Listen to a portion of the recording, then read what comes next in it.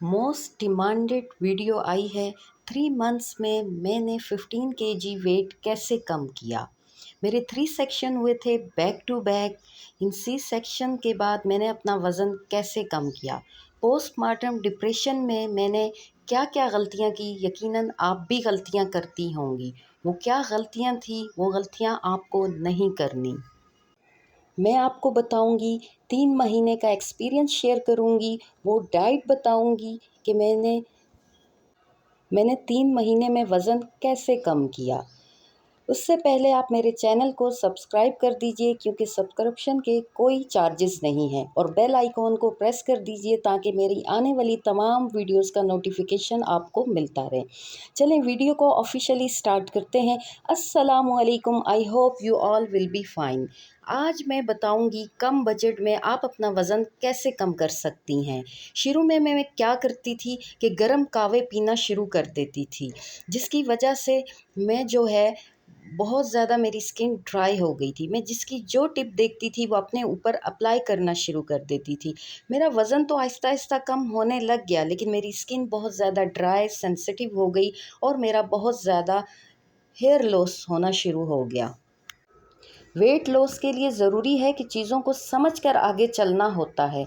मैंने बहुत सी गलतियां की, फिर उन गलतियों से मैंने सीखा, फिर गलतियां की, फिर सीखा।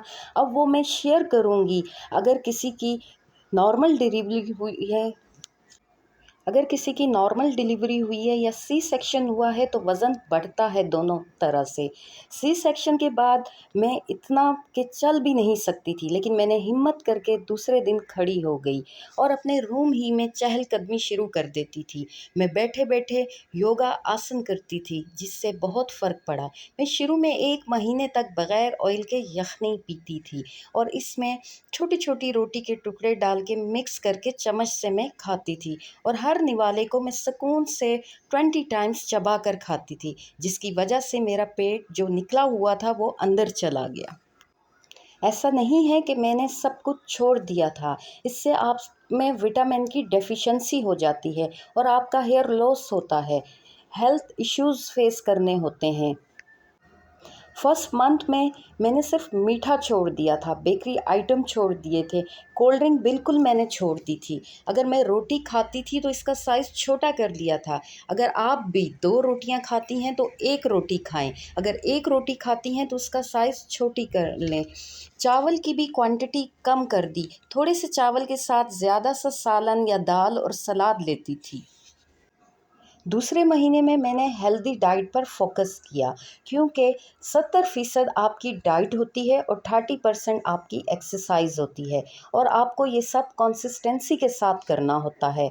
मैंने अपनी स्लीप बेहतर की। पहले मैं देर रात तक जागती रहती थी, और मैंने वॉक घर ही में स्टार्ट कर दी, और घर ही में मैं एक्सरसाइज करती थी। क्योंकि मेरे बच्चे बहुत छोटे थे, इसलिए मैं घर से के बाहर जिम वगैरह ज्वाइन नहीं कर सकती थी।